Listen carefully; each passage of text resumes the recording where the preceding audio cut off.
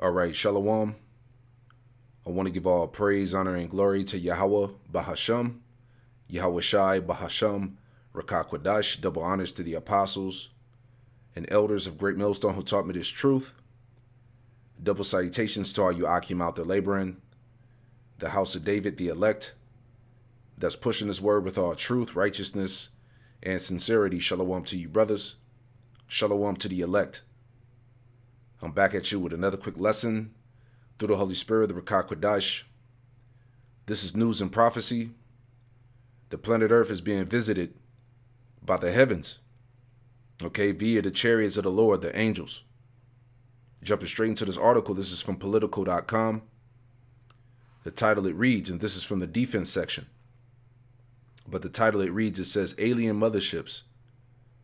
Pentagon official floats a theory for unexplained sightings, okay? And we've been made privy to the mysteries, okay? All the things that these devils can't explain, all right? Because really these are the heavenly hosts that are visiting the world, okay? And they're watching everything. This is 2 Ezra chapter 6, verse 18, and it reads, and it said, behold, the days come that I will begin to draw nigh and to visit them that dwell upon the earth, you see?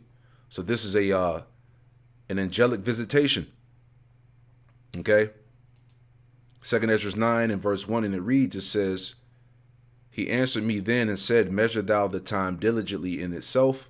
And how do we do that? Through the scriptures, okay? The Bible is the measuring rod, the measuring stick. Measure thou the time diligently in itself, and when thou seest part of the signs pass, which I have told thee before, then shalt thou understand that it is the very same time wherein the highest will begin to visit the world which he made. All right, so this is what's going on via prophecy, man. Okay, these are the things that these Edomites can't explain. All right, because these are all signals of Esau's downfall, the fall of his empire. Okay, because remember, the Pentagon is America's military defense, you know, going back to the different branches of the military. All right, so they don't have a chance. But jumping down, because I want to play this video. All right. But it says the paper explains that interstellar objects, such as the cigar-shaped Oumuamua that scientists spotted flying through the galaxy in 2017. Now remember, this was like a big deal back then. And the elder apostle Ramlad went into a lesson going into this. All right. And they spotted this massive cigar-shaped chariot in the heavens. Okay. But it says that scientists spotted flying through the galaxy in 2017 could potentially be a parent craft that releases many small probes during its close passages to Earth. All right. Because this is what you call a reconnaissance. Okay, which is a military operation, a military strategy. Let's get that. Okay, reconnaissance. It says an inspection or exploration of an area, especially one made to gather military information. And this is what the angels are doing. Okay, they're doing a reconnaissance. They're gathering intel, information, because this place is about to get judged. Okay, Esau's about to fall. Okay, it says,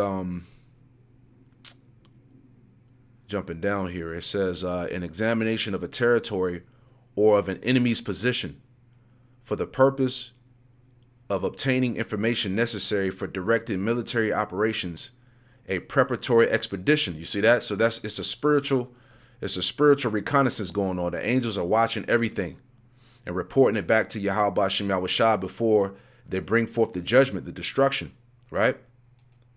This is Proverbs chapter 15 and verse 3, and it reads, it says, the eyes of the Lord Yahweh Shema Shai are in every place. That's the angels, man. All right. The eyes of the Lord Yahweh Shema Shai are in every place, beholding the evil and the good. See?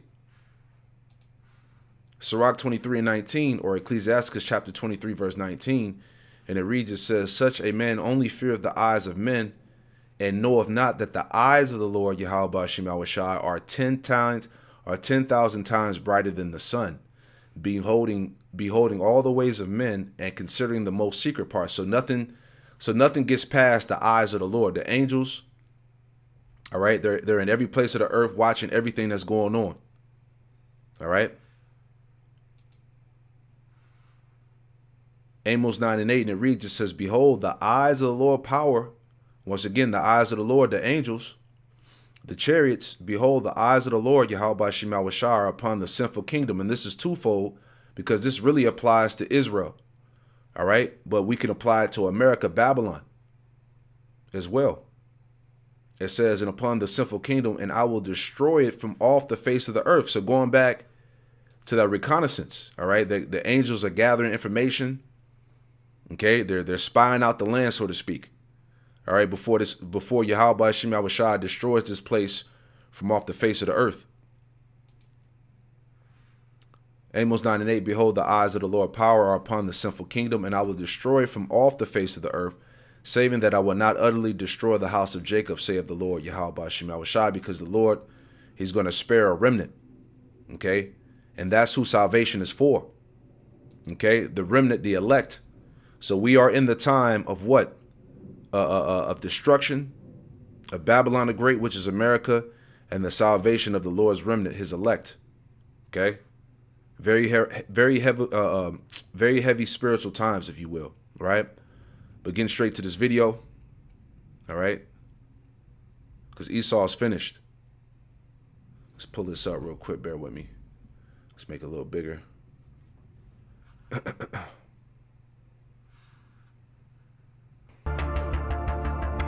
There is a threat. This is my abduction story. My name is Brian Bender, and this is my abduction story.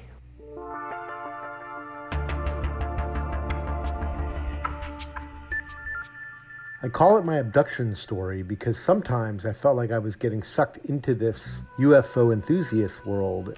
Here is your guide to understanding what's going on with the Pentagon and UFOs. Politico started delving into the UFO issue when we reported one of the first stories about the existence of a Pentagon UFO research office. It's not just they have an office that's looking into this, but there's some real experiences that our pilots are reporting that are getting at least some attention in the Pentagon. What I came to understand was that even within the military, there was a reluctance to look into these things because I think military personnel have been concerned about being labeled, tinfoil hat wearing kooks if they start talking about UFOs. But clearly there were enough reports that they really couldn't ignore it. Since the UFO task force became news in 2017, more politicians are more comfortable than ever talking about unknown objects in the sky. We have lots of reports about what we call unidentified aerial phenomenon. Let's take a quick look back at how this all happened. In 1952, the U.S. Air Force launched Project Blue Book to look into UFO sightings, but you'll hear more about that later on. Fast forward to 2008, the Pentagon's secret UFO office known as ATIP was established. It wasn't until 2017 when footage of Navy pilots witnessing UFOs leaked and the existence of the Pentagon UFO office became known that the story really started to get interesting. By 2019, members of Congress were receiving classified briefings about UFOs. In 2020, the Senate Intelligence Committee, led by Senator Marco Rubio, decides they want to request a government report on UFOs. Yeah, so, Esau, he's done, there's nothing he can do. All right, Jeremiah 4 and 13, and it reads, it says, behold, he shall come up as clouds, and his chariot shall be as a whirlwind. His horses are swifter than eagles, all right, because, these chariots, they're not bound by the laws of gravity, all right, and that's why Esau has been putting out in his media that, these vehicles, they move, with, they don't move they don't move like jets and planes, all right? They're not bound to the laws of physics of this world. Okay?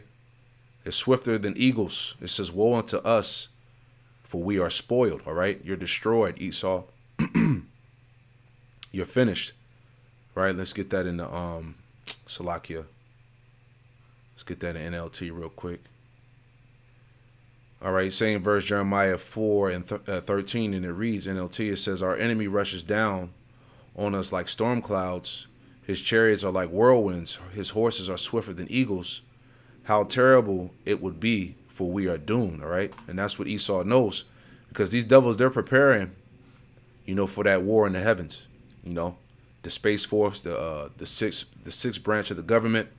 So Esau, they're well aware of what these vehicles are, who's aboard these vehicles,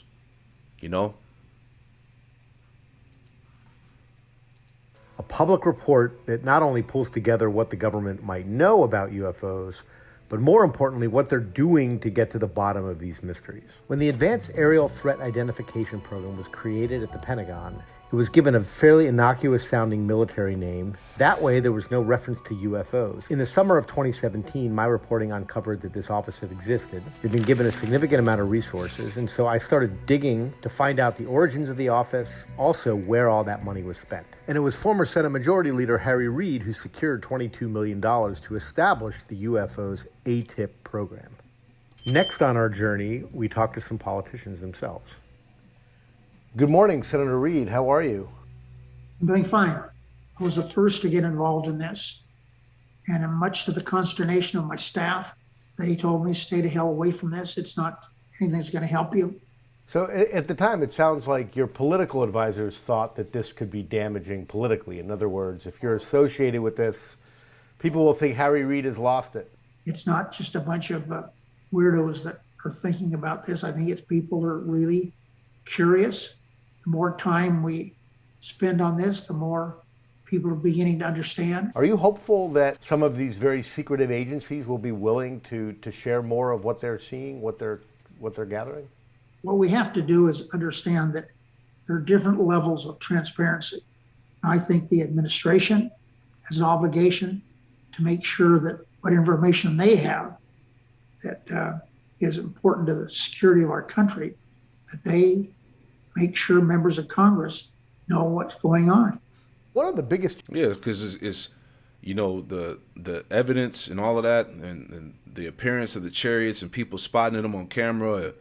Like I say all the time, the evidence is too overwhelming, and they have no choice but to disclose this information to the public, because these devils in high positions, they know, all right? Just to prove the case in point, all right? This came out of RT a couple years ago, so they know that these angels in these vehicles from the heavens, all right, they're dark skinned, all right. They know that these are the angels of Yahweh Ba'Shem Yahushai. The devils also believe and tremble. These are, in fact, the Vatican's called them angels. What if these are, in fact, the Vatican's called them angels? What if these are, in fact, the Vatican's called them angels? What if these are truly God's chosen people? What if these are truly God's chosen people?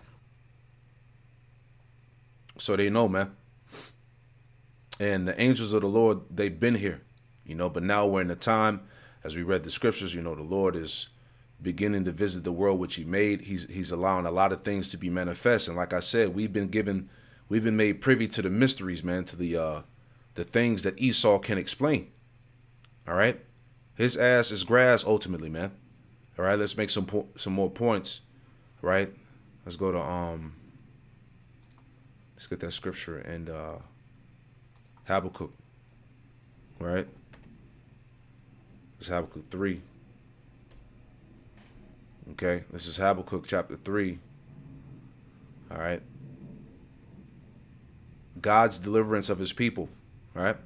Habakkuk 3:1, it says, a prayer of Habakkuk the prophet upon Shignoth. It says, verse 2, O Lord Yahweh Shema Shai, I've heard thy speech and was afraid. O Lord Yahweh Shema Shai, revive thy work in the midst of the years. In the midst of the years make known, in wrath remember mercy.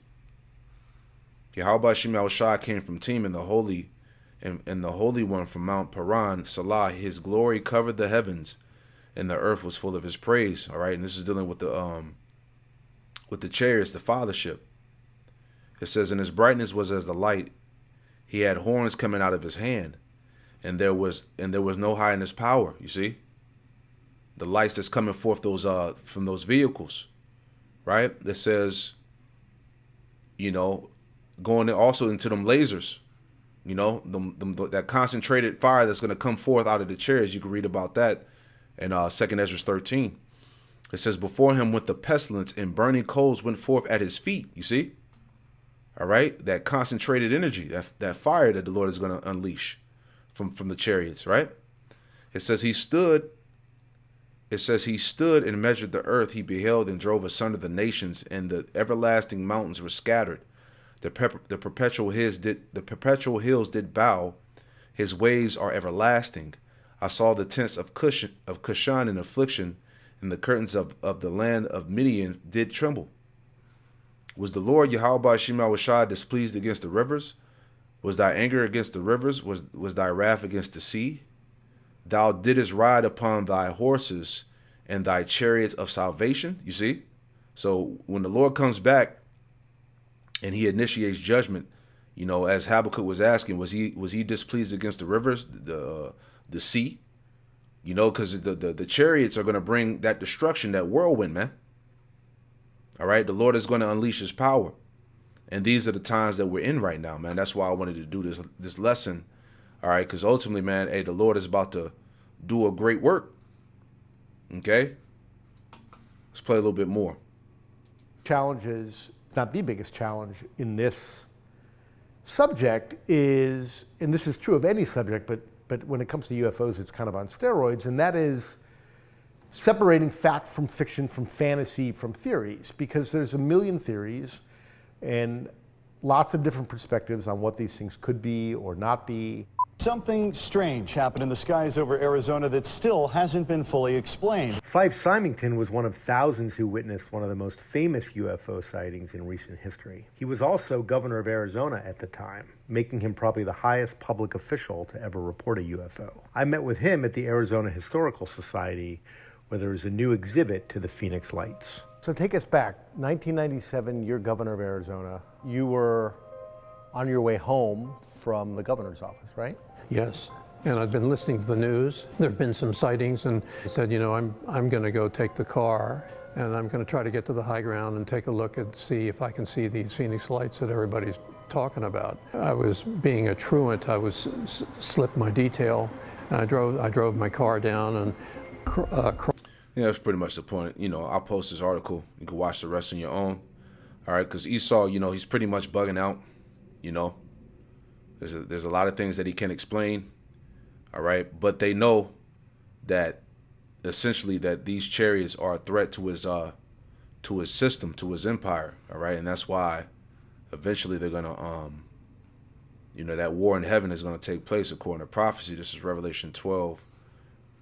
In verse 7, and it reads, it says, and there was war in heaven. All right, war in the heavens, in the space. All right, Michael and his angels fought against the dragon, and the dragon fought and his angels. And who's the dragon? The dragon is Esau. All right, his power structure, his empire. He's the dragon. Right? Dracos. What's it say? Strong's G 1404. Drakon. For that word dragon, it says a dragon, a great serpent, a name for Satan, man. Going back to what? Revelation 20. All right, the Roman Empire, because we are in the Roman Empire reincarnated, the deadly wound that was healed. Okay? So this place, this kingdom, Esau's power structure, all right, is going to wage war against Yahweh Shemawashah, and he's going to lose miserably. All right? Isaiah 27, just to add on to that point about the dragon, because the dragon is going to get slayed. All right, it's Isaiah 27, and verse 1, it says, in that day, the Lord Yahweh Shemawashah with his sword and great and strong sword, which is going to be by the missiles and also the chariots as well. It says, shall punish Leviathan, the piercing serpent, even Leviathan, that crooked serpent. That's Esau. Okay? He would be Leviathan, okay, not the sea monster, but the you know, he would be that dragon, if you will. All right, even Leviathan, that crooked serpent, he shall slay the dragon that is in the sea. All right, so Esau's power structure, his dominion is going to be taken down by Yahweh Shemawashah, man. You see? So let's go back to that point. All right? Dealing with the war in heaven again. All right? Just want to make that point. All right? Revelation 12:7. And there was war in heaven. Michael and his angels fought against the dragon. And the dragon fought and his angels. You see? So Esau's going to come with his military power, his jets, his planes, right? His technology to fight against the Lord in the heavens, and prevail not. Neither was their place found any more in heaven, because he's going to be destroyed. And the great dragon was cast out, that old serpent called the devil and Satan. You see, this is him. Okay, this Roman Empire reincarnated, which is being exercised through America, NATO, and the EU. All right, his power structure will be destroyed, pertaining to prophecy. And that great dragon, which was cast out, that old serpent called the devil and Satan, which deceiveth the whole world, he was cast out into the earth, and his angels were cast out with him. You see? So he's done, man. You know, so there ain't nothing. It's nothing that these devils can do, man. All right, the Lord is here. He's watching. The angels are doing that reconnaissance. All right, they're spying out the land before they destroy it, man. Okay, so we understand what's about to happen. All right, that angelic visitation. Let's get that too. Isaiah 47:3, and it reads, Isaiah 47:3. It says, "Thy nakedness shall be uncovered; yea, thy shame shall be seen. I will take vengeance, and I will not meet thee as a man." This is Yahweh Shai. He's about to take vengeance, and he's not coming back as a man. He's coming back as an angelic force. He's coming back with the host of heaven. All right, to slay the world, pretty much. All things, as the scriptures tell you in Matthew 13, all things that offend, all right, the angels are gonna cast out and throw into that furnace of fire. You know, Isaiah 66:15. For behold, the Lord Yahweh Shema Shai will come with fire, and with his chariots like a whirlwind, to render his anger with fury and his rebuke with flames of fire. For by fire and by his sword will the Lord Yahweh Shema Shai plead with all flesh, and the slain of the Lord Yahweh Shema Shai shall be many. All right. Hey, the Lord said, "Think not that I come to send peace on earth. I came not to send peace, but a sword." All right. So the Lord is coming to slay many. Okay, and this is what we know and understand, because, as I said, we have been made privy to the mysteries and the understanding. All right, and this is what these devils can't explain. But pretty much his time is up. The Lord has set bounds that he cannot pass, and right now he's witnessing his very end. Okay, this is the curse, as the scriptures say. This is the curse that goeth forth over the face of the whole earth. All right, the chariots of Yahweh Shema Shai. So I pray that this quick lesson was edifying, man. You know, I want to give all praise, honor, and glory to Yahweh Shema Shai, Ba'ashem Kakwadash. Double honors to the apostles and elders of Great Millstone who taught me this truth, and double salutation to all you Akim out there laboring. Hey, Shalom.